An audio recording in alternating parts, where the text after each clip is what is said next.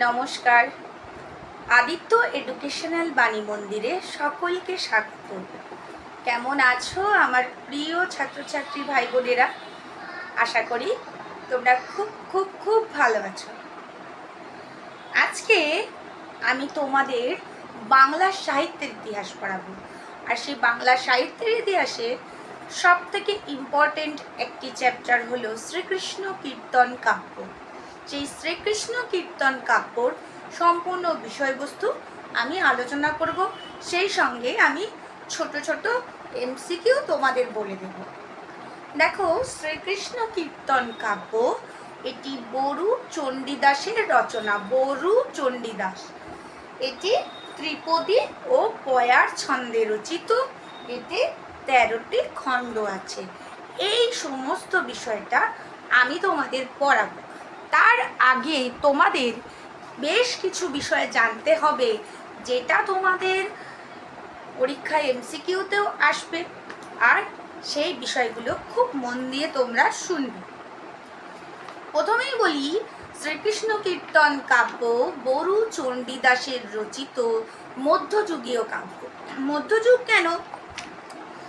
প্রথমে যুগ সম্পর্কে একটু বলি। বাংলা সাহিত্যের ইতিহাসে ত্রয়োদশ ও চতুর্দশ শতাব্দী বাংলা সাহিত্যের ইতিহাসে মনে রাখবে, সেটা হলো অন্ধকারময় যুগ। কেন অন্ধকারময় যুগ? কেন? সেই সময় তুর্কি আক্রমণ হয়েছিল আমাদের দেশে, ফলে সেই নিয়ে একটা সামাজিক রাজনৈতিক টানাপোড়েন চলে। আর সেই সামাজিক রাজনৈতিক টানাপোড়েনের মধ্যে কাব্য বিশেষ কিছু রচিত হয়নি। তবে খ্রিস্টীয় পঞ্চদশ থেকে অষ্টাদশ শতাব্দী পর্যন্ত যে সময়, এটাকে বলা হয় বাংলা সাহিত্যের মধ্যযুগ। আর এই সময় রচিত হয়েছে অনেক গুরুত্বপূর্ণ কাব্য। সেই কাব্য ভাবনার উপর ভিত্তি করে আমরা এই কাব্য ভাবনার উপর ভিত্তি করে এই যুগের সাহিত্যকে 3টে ভাগে ভাগ করব। 3টে ভাগ কি কি? প্রথম ভাগ, আচ্ছা, শ্রীকৃষ্ণ চৈতন্যকে তোমরা সবাই জানো, মহাপ্রভু চৈতন্য মহাপ্রভু। তা চৈতন্য মহাপ্রভুকে ধরে, তার সময়টাকে ধরে এই সাহিত্য ভাবনার 3টে ভাগ হলো। একটা তার জন্মের পূর্বে, আর তার জন্মের সমকালীন সমসাময়িক, আরেকটি তার জন্মের পরবর্তী। জন্মের পূর্বে যেটি, তাকে বলা হয় প্রাক চৈতন্য যুগ বা শ্রীকৃষ্ণ পূর্ববর্তী যুগ। সেই শ্রীকৃষ্ণ পূর্ববর্তী যুগেই রচিত হয়েছিল বরু চণ্ডীদাস। শ্রী চৈতন্য পূর্ববর্তী যুগেই রচিত হয়েছিল বরু চণ্ডীদাসের শ্রীকৃষ্ণ কীর্তন কাব্য। তারপরটা ছিল চতুর্দশ ও পঞ্চদশ শতক। তারপর শুরু হলো চৈতন্য পর্ব, ষোড়শ শতাব্দী, অর্থাৎ চৈতন্য দেবের সমসাময়িক যে কাব্যগুলো রচিত হয়েছিল, যে সাহিত্য কীর্তি হয়েছিল। তারপরে চৈতন্য পরবর্তী যুগ বা চৈতন্য উত্তর পর্ব, যেটাকে সন্ধি করলে হয় চৈতন্যোত্তর পর্ব, সেটা সপ্তদশ থেকে অষ্টাদশ শতক। এবার আমি তোমাদের একটু বলে দিই চৈতন্য পূর্ববর্তী বিষয় যে জিনিসগুলো তোমরা পড়বে, তার মধ্যে ইম্পর্টেন্ট বরু চণ্ডীদাসের শ্রীকৃষ্ণ কীর্তন কাব্য। এছাড়া তোমাদের শর্ট কোশ্চেন আসবে কৃত্তিবাসের রামায়ণ, মালাধর বসুর শ্রীকৃষ্ণ বিজয়, বিদ্যাপতি চণ্ডীদাসের বৈষ্ণব পদাবলী। এছাড়া মঙ্গল কাব্যগুলোও রয়েছে। এই মঙ্গল কাব্যগুলো আমি পরের দিন আলোচনা করব।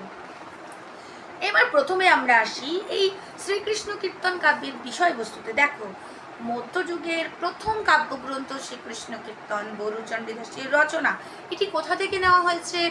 শ্রীমদ্ ভাগবত থেকে, এবং জয়দেবের গীত গোবিন্দের অনুসরণেও এটি রচিত হয়েছে। দেখো, প্রাচীন যুগে কিন্তু মানুষ ছিল মুখ্য প্রধান আর ধর্ম ছিল গৌণ, কিন্তু মধ্যযুগে এসে মানুষ হয়ে গেল গৌণ, ধর্ম হয়ে গেল মুখ্য, আর অন্ধ কুসংস্কারগুলো বাদ দিয়ে মানুষ হলো যুক্তি নির্ভর ও তথ্য নির্ভর সাহিত্যে বিশ্বাস করতে শুরু করলো। আর সেই সময় করুচণ্ডীদাস রচনা করলেন শ্রীকৃষ্ণ ও রাধার প্রেম কাহিনী নিয়ে শ্রীকৃষ্ণ কীর্তন কাব্য। এই কাব্যের মূল বিষয়, যদিও তোমরা আপাত দৃষ্টিতে দেখবে যে একটি নর পুরুষ ও নারীর প্রেম, তা কিন্তু নয়। এর মূল হলো ঈশ্বরের প্রতি ভক্তিভাব বা ঈশ্বরের প্রতি নিজের সম্পূর্ণ নিবেদন, তার নিরিখেই রচিত হলো। এবার আমরা আসবো কাব্যের বিষয়বস্তুতে।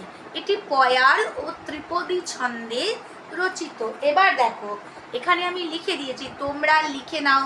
শ্রীকৃষ্ণ কীর্তন কাব্য 13টি খণ্ডে রচিত। আচ্ছা, এই 13টি খণ্ডের প্রত্যেকটি নাম তোমরা লিখবে, প্রত্যেকটি খণ্ডের বিষয়বস্তু লিখবে। কেন লিখবে? তোমাদের জেনে নেবে, খাতা পেন নিয়ে নাও।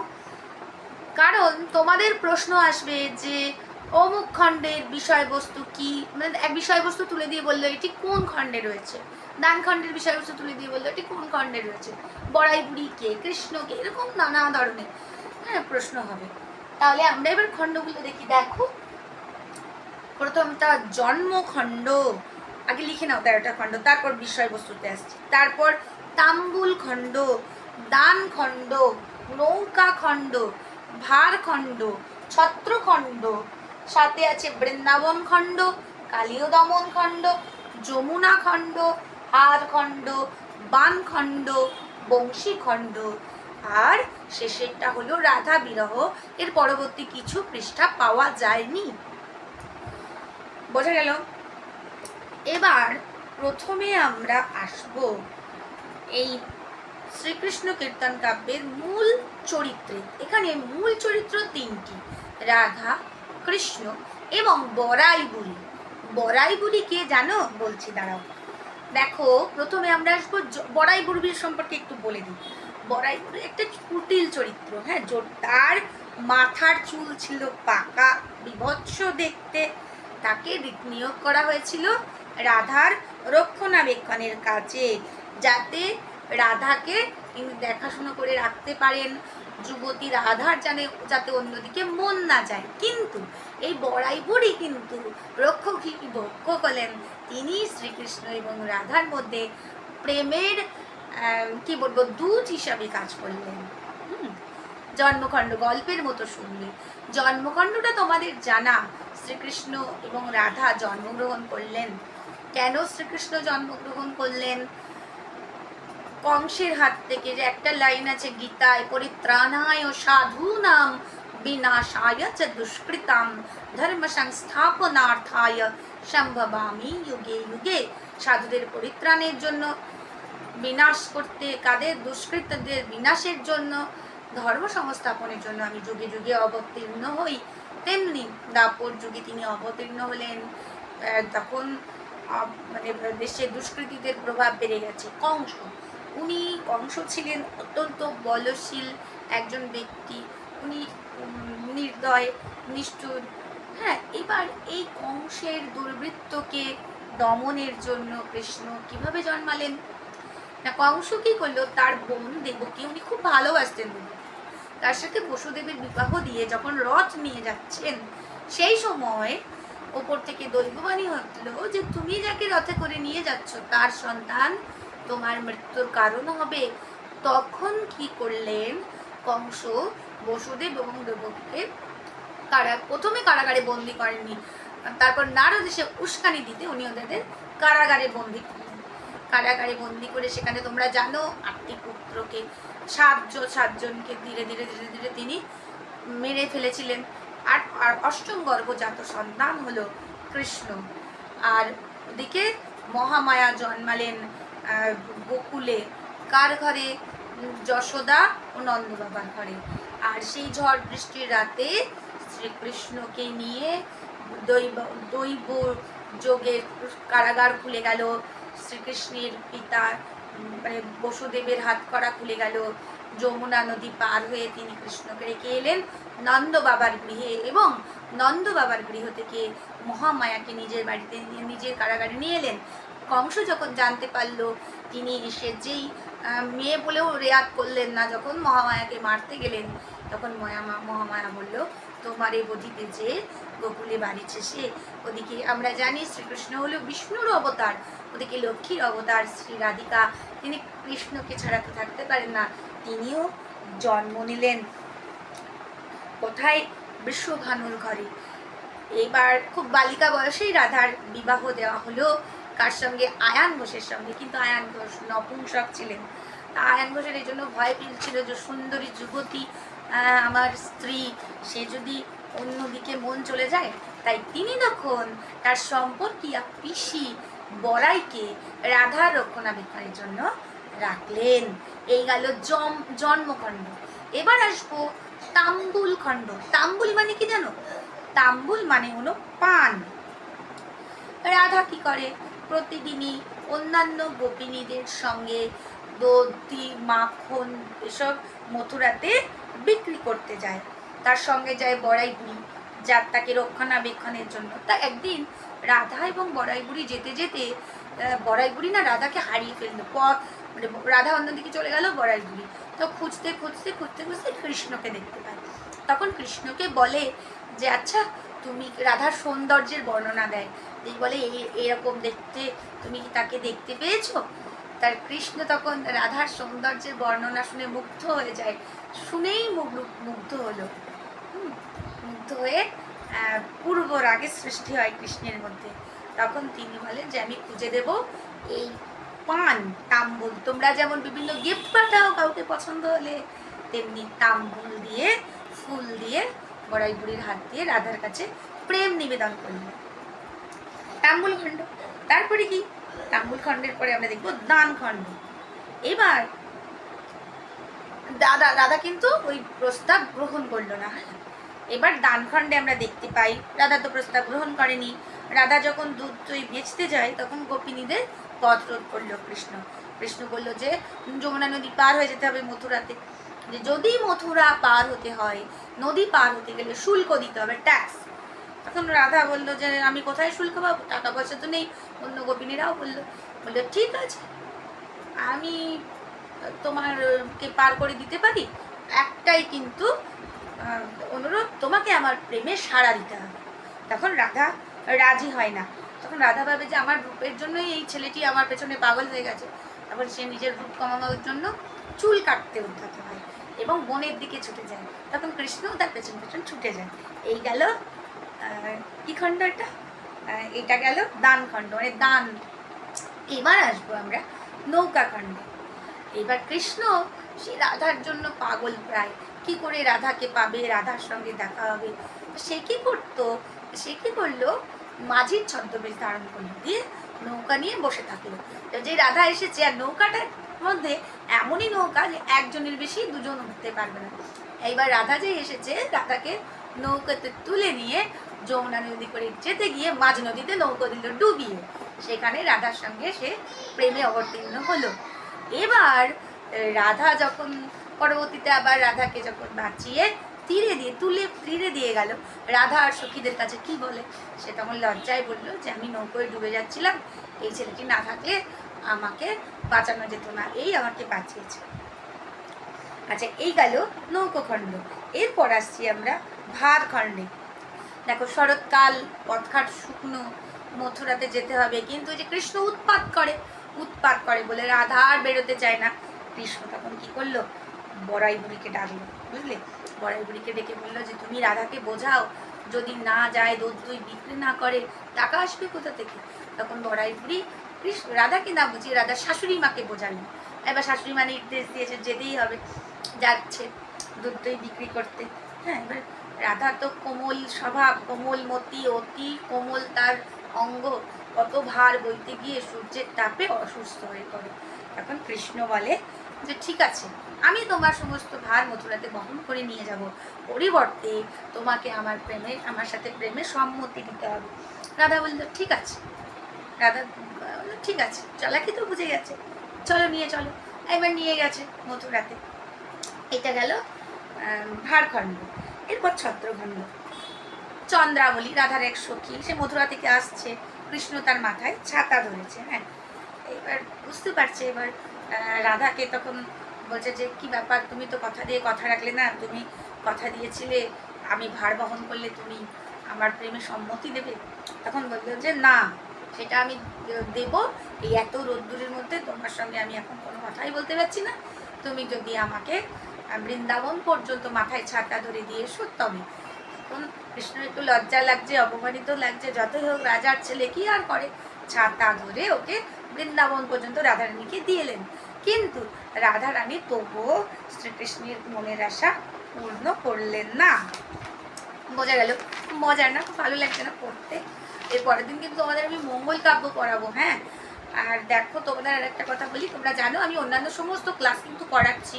আমি জানি না তোমরা কে কে আমার ভিডিওগুলো দেখছো, কে কে দেখছো না, অনেকেই দেখছো দেখলাম। আমি নতুন চ্যানেল খুলেছি, তোমরা তো জানো। আমার ছাত্রছাত্রীরা তো সবাই দেখে, যারা পড়ে আমার কাছে, ওদের অনুরোধে এই চ্যানেল খোলা। যাই হোক, তোমরা কিন্তু আমার চ্যানেলে আসবে, ভিডিওগুলো সব দেখবে, তোমাদের ভালো লাগবে। দেখবে আমি প্রত্যেকটা খুব সহজ সরল করে বুঝিয়ে দিয়েছি।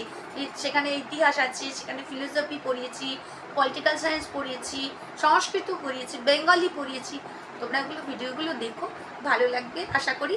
তোমরা আমার চ্যানেলটাকে সাবস্ক্রাইব করবে, লাইক করবে, কমেন্ট করবে, শেয়ার করবে। আর আমি এসএসসি পড়াই, স্পোকেন সংস্কৃত পড়াই, তোমরা চাইলে আমি সেই ক্লাসগুলোও করাবো। তোমরা কমেন্টে আমাকে জানাবে তোমরা আমার থেকে কী ধরনের পড়তে চাইছো, কী বিষয়ে জানতে চাইছো, সমস্ত কিছু আমি তোমাদের কাছে খুব সহজভাবে উপস্থাপন করে দেবো। আচ্ছা, এবার আসবো 7 নম্বর খণ্ড, বৃন্দাবন খণ্ড। এবার দেখো রাধা এত বিরোধিতা করছে, কৃষ্ণের প্রেমে সম্মতি দিচ্ছে না। এবার না কৃষ্ণ খুব মনক্ষুণ্ণ হয়েছে, ভাবছে না এ পথে যাওয়া যাবে না, এবার আমাকে একটু অন্য পথ অবলম্বন করতে হবে। তা কৃষ্ণ তখন কি করে, ফুল টুল দিয়ে বৃন্দাবনকে অত্যন্ত সুন্দর করে সাজিয়ে তোলে। তাই দেখে অন্যান্য সখীরা তারা কৃষ্ণের প্রেমে মানে আকৃষ্ট হয় কৃষ্ণের দিকে। তখন রাধাও কি করে, রাধারও তখন খুব ভালো লাগে, এত সুন্দর করে বৃন্দাবনকে সাজিয়েছে দেখে সেও আকৃষ্ট হয় এবং রাধার সঙ্গে তার প্রেমের সম্মতি লাভ করে আর কি। কালিয়া দমন, কালিয়া দমন পর্ব তোমরা সবাই জানো, যমুনার জল, সেখানে কালীয় নাগ বাস করতো, তার বিষে সমস্ত নদী সবসময় নীল হয়ে থাকতো, ওই জলে কেউ নামলেই অবধারিত মৃত্যু। তখন কালিয়ার ওই কালিয়ানাগকে দমন করার জন্য কৃষ্ণ একদিন ওই জলে নামলেন এবং কালিয়র মাথায় নৃত্য করলেন, নৃত্যরত অবস্থায় নৃত্য করতে করতে যুদ্ধ করলেন এবং তাকে দিয়ে স্বীকার করালেন যে সে দক্ষিণ সাগরে চলে যাবে। তারা কালিও তাই করলো, যমুনা ছেড়ে দক্ষিণ সাগরে চলে গেল আর যমুনা নদী আবার বিসর্জিত হলো। কিন্তু ওই যে কালিয়র সঙ্গে যখন যুদ্ধ করছিল, রাধারও যতই হোক রাধা কৃষ্ণর দৈব প্রেম, রাধার মনে কিন্তু আকুলতা প্রকাশ পাচ্ছিল, সেও ভয় পাচ্ছিল যে কৃষ্ণ ঠিকঠাক ফিরে আসতে পারবে কিনা। এরপর কালিও চলে গেছে যমুনায়, সবাই স্নান করে, রাধা স্নান করছে, রাধার সখীরা যাচ্ছে। কৃষ্ণ একদিন কি করেছে, রাধা কৃষ্ণের জলে ডুব দিয়ে দিয়েছে। হ্যাঁ, জলে ডুব দিয়ে আর উঠছে না, সবাই খুঁজছে কৃষ্ণ কোথায় গেল, কৃষ্ণ কোথায় গেল। কৃষ্ণ তখন লুকিয়ে লুকিয়ে গাছে উঠে সব গোপিনীদের বস্ত্র চুরি করে নিয়েছে, সেই সঙ্গে চুরি করে নিয়েছে রাধার হার। এটা হলো যমুনা খণ্ডের বিষয়। হারখণ্ড, হারখণ্ডে কি হলো, এবার রাধা তো হার পায়নি, তার ভয় করছে, শ্বশুরবাড়িতে তার স্বামী দেখলে বকবে। সেই সময় রাধা কী করলো, কৃষ্ণের পালিতা মা যশোদার কাছে গেল, গিয়ে তার কাছে নালিশ করলো, অভিযোগ জানালো যে কৃষ্ণ আমার হার চুরি করে নিয়ে এসছে। তখন কৃষ্ণ বললো না, আমি তো হার চুরি করিনি, কারণ আমি তো, রাধা তো আমার মামি হয়, পাড়াতুতো মামি, আমি কেন ওর হার চুরি করতে যাবো। এদিকে খুব মনটাও খারাপ হয়ে যাচ্ছে কৃষ্ণের। তখন কৃষ্ণ বড়াই বুড়ির সঙ্গে মানে রাগ হয়। হ্যাঁ, বড়াই বুড়ির সঙ্গে জল্পনা করে যে কি করা যায়। এরপর আসি বানখণ্ড। এবার মায়ের কাছে নালিশ করেছে, কৃষ্ণ তো খুব ক্ষুব্ধ, তখন খুব রেগে গেল। তখন বড়াই বুড়ির সঙ্গে বড়াই বুড়ি বললো যে এক কাজ করো, তুমি রাধার ওপর মদন বান নিক্ষেপ করো। মদন বান মানে প্রেমের বান। এই মদন বান নিক্ষেপ করলে রাধা তোমার প্রতি আকৃষ্ট হবে। কৃষ্ণ তাই করল, আর তখন রাধা কৃষ্ণের প্রতি প্রেমে আকৃষ্ট হলো, আকুলতা প্রকাশ পেল। এবার যেই মাত্র কৃষ্ণের আকুলতা প্রকাশ পেল কৃষ্ণের প্রতি, কৃষ্ণ তখন দূরে দূরে যাচ্ছে, দুষ্ট ছেলে তো। এরপর আসি বংশীখণ্ড। তোমরা জানো কৃষ্ণের বাঁশির সুর, সেই সুর শুনে কেউ আর ঘরে থাকতে পারে? গোপিনীরা, রাধা সকলে নিজের কাজ কর্ম ফেলে যে বাঁশি সুরে আকৃষ্ট হয়ে মোহিত হয়ে চলে যায় কৃষ্ণের কাছে, যতক্ষণ কৃষ্ণ বাঁশি বাজায় সেখানেই থাকে। এদিকে রাধার অবস্থা তো খারাপ, মদন বানে সে বারবার মূর্ছিত হয়ে পড়ছে, কৃষ্ণের প্রতি তার প্রেম মানে উথাল পাথাল প্রেম। এখন কি করে, তখন বড়াই বুড়ি কৃষ্ণকে বলে, রাধাকে বলে যে কৃষ্ণ বাঁশি বাজিয়ে সারা রাত ধরে বাঁশি বাজিয়ে ভোরবেলা সে মাথা শিয়রের কাছে বাঁশি রেখে ঘুমোয়। তা রাধা যদি তার বাঁশি চুরি করতে পারে তাহলে কৃষ্ণ আর তাকে ছেড়ে যাবে না, কারণ ওই বাঁশি কৃষ্ণের খুব প্রিয়। তখন কী করে, ওই বাঁশিটা রাধা চুরি করে। এইবার কৃষ্ণ বাঁশি খুঁজে পায় না, তখন রাধা বলে আমি তোমাকে বাঁশি দিতে পারি, একটাই শর্ত, তুমি যদি আমাকে কথা দাও যে তুমি আমাকে ছেড়ে কোথাও যাবে না। কৃষ্ণ তখন বলে যে না, আমি তোমাকে ছেড়ে কোথাও যাব না। তখন কৃষ্ণ, রাধা ঘুমিয়েছিল কৃষ্ণের কোলের ওপর। কৃষ্ণ কিন্তু ওদিকে মথুরায় কংসর উৎপাত বেড়েছে, ওখানে যাওয়ার ডাক এসেছে, কি আর করে, ঘুমন্ত রাধাকে পরিত্যাগ করে কৃষ্ণ মথুরায় চলে যায় কংসকে দমনের উদ্দেশ্যে। আর সেই যাওয়ার সময় কি হয়, কৃষ্ণ মানে চলে যাওয়ার পর রাধা উঠে কৃষ্ণকে দেখতে পায় না, তখন পাগলিনীর মতো অবস্থা হয়ে যায়, চারিদিকে কৃষ্ণকে খোঁজে। সেটাই হলো রাধা বিরহ। কিন্তু রাধা বিরহের পরবর্তী কিছু পেজ পাওয়া যায়নি, পৃষ্ঠা লুপ্ত, তাই পরের ঘটনা আর জানা যায় না। এই হলো তোমাদের দানখণ্ড। আচ্ছা, আমি কিছু শর্ট ভিডিও দিয়েছি, তাতে দেখবে অনেকগুলো এমসিকিউ দিয়েছি শ্রীকৃষ্ণ কীর্তন থেকে, খুব ইম্পর্টেন্ট এমসিকিউ, ওগুলো তোমরা একটু দেখে নিও, এমসিকিউগুলো থেকেই প্রশ্ন আসবে। আর আমি এরপর তোমাদের বাংলার মঙ্গল কাব্য পড়াবো, আর তাদের সংস্কৃত আছে, তোমাদের আমি খুব সহজ করে ধাতুরূপ শব্দরূপ বুঝিয়ে দেবো, মানে তোমরা ভাবতেই পারবে না যে মানে সারাদিন ধরে ঘেনিয়ে মুখস্থ করা, আর আমি যেভাবে বোঝাবো কয়েক মিনিটের মধ্যে তোমাদের শব্দরূপ ধাতুরূপ সহজ হয়ে যাবে, ওটা পড়াবো। আর এছাড়া দর্শনটা তোমরা জানো আমি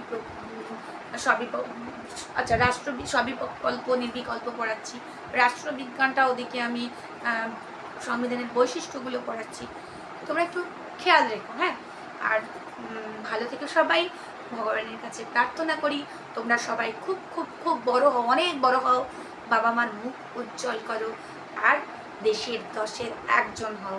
ঠিক আছে, সবাই খুব ভালো থেকো, আজ এখানে রাখছি, নমস্কার।